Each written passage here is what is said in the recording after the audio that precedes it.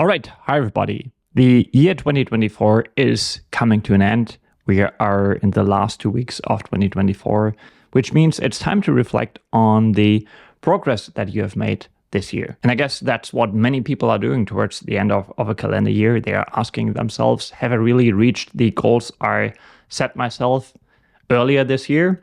And what I want to talk about in particular in this video, on this channel, of course, are your financial goals.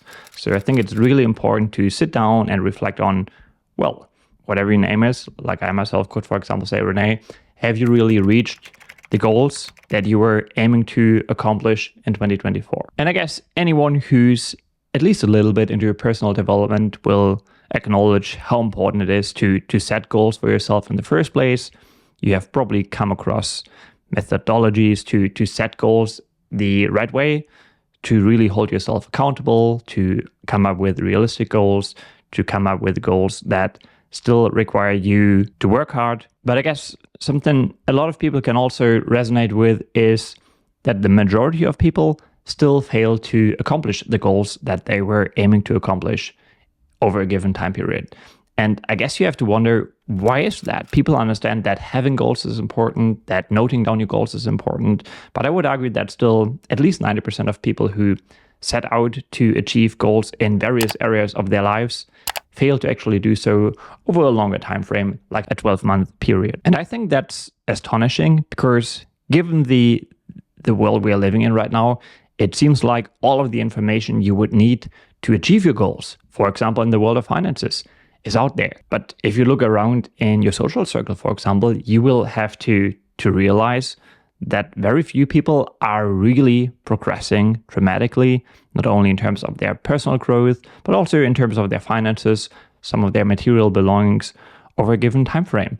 Very few people are actual action takers that really impress you by the way they progress over a 1-year time frame. So I'm sure you will have people in mind right now where you feel like, wow, this guy, this girl is really killing it. She's a different person now than she was 1 or 2 years ago. She is more successful in terms of her job, her corporate job.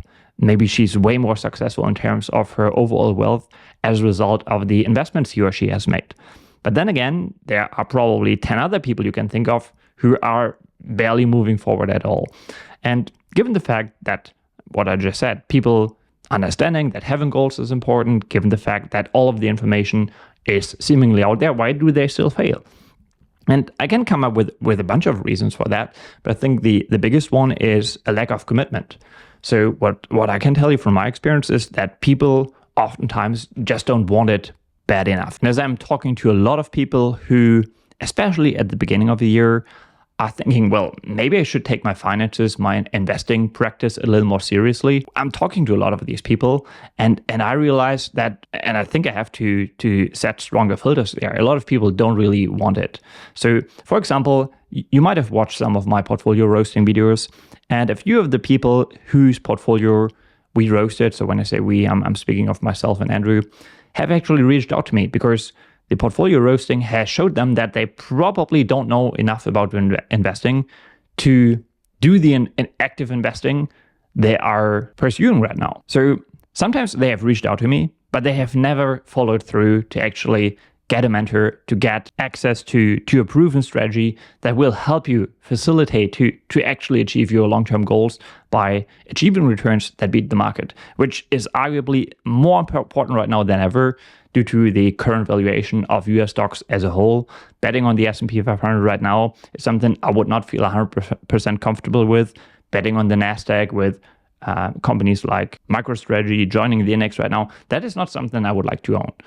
And just to get back to my point, I feel like very few people are just committed enough. Think of Elon Musk. I know he's a controversial figure, but what you got to give him credit for is he's ultra committed. You can see it in his eyes. He just, if he sets out a goal, he's going to do everything in his power to achieve that goal. I mean, that guy has literally managed to catch a rocket that is heavy as out of the air. And that is something you need to pursue. Obviously, I don't expect you guys to be as committed as Elon Musk, but you have to be committed, hardworking to actually achieve your goals in the world of finances and investing. You're competing with a lot of people that also want to create wealth, generate wealth, and you have to be better than them. Maybe not necessarily analytically, but at least behaviorally. So what I would argue is that on top of the commitment part, which is your mindset, your attitude, you need to have two more things. One would be, of course, a clear strategy to pursue. As I just said, there's a ton of information out there in the internet, but I feel like nowadays, especially when it comes to investing, the information you can find online is also quite overwhelming. You find a ton of different strategies, hundreds, if not thousands of different strategies to pursue. And as someone who's relatively new to this game or who has been investing even for 4 to 5 years, you might not really know what the right approach for you is and which approach works in the first place. If we look at 100 different investing strategies, I would argue that probably 97 of them are not suitable to your average person who's also working in a full-time job as well. So finding the right strategy in the first place and the different pillars that you need to consider in that strategy to have clear processes to follow, that is something most people like, I would argue. And then the other part that is sort of related to the other two is having a mentor. That's why I launched my mentoring program around 18 months ago now. And so far, I can really see that the people I've been working with, and that's what creates a lot of joy for myself as well. I see the progress they're making. Every single one of them is so much better set up in terms of their finances, their know-how, and their mindset than when they started working with me, that this is really rewarding for myself as well. And I guess one of the key benefits of having a mentor is also the accountability that comes with it. Of course, there will be a period, usually half a year, where you have to be committed. That's what I just talked about. You will have to lay the foundation of your investing approach for the next couple of decades. And if you don't do that, if you don't do your homework, if you don't show up for the sessions with me, of course, you are not going to get the results that you desire to do.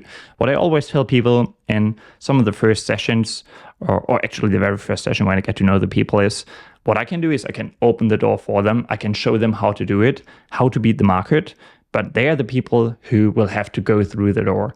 And if you are not willing to do that, whether you join me in my program or whether you want to try it out yourself first, you're not going to get the results you want, and you will probably be far better off just investing passively. Even if you invest in the S&P at the current levels right now, where you probably end up with a, mid-single digit return over the next 10 years. And I guess that was just a very long way of saying that I think going into 2024, set yourself goals and work really hard to reach them. What sort of counterintuitive in the world of investing is that you don't have to put in a ton of work in terms of being overly active. Actually, quite the opposite is the case. I would argue the main work you will have to do is to, as I said, set the foundation to acquire the know-how you need to know how to pick stocks successfully, and everything else that's related to the art of investing, portfolio management, finding ideas, managing your emotions, and so much more. And then once you have mastered that skill set, obviously you want to continuously improve, but the learning curve is obviously the steepest in the first few years of investing. And once you have set that foundation, it's actually time to do very little. Obviously, you want to look at as many investing ideas as possible, but you also want to reject as many as possible. That's the mindset I always tell my clients they should approach investing with. Okay, I think I'll wrap it up here. Take care and see you in one of my next videos, maybe in 2025.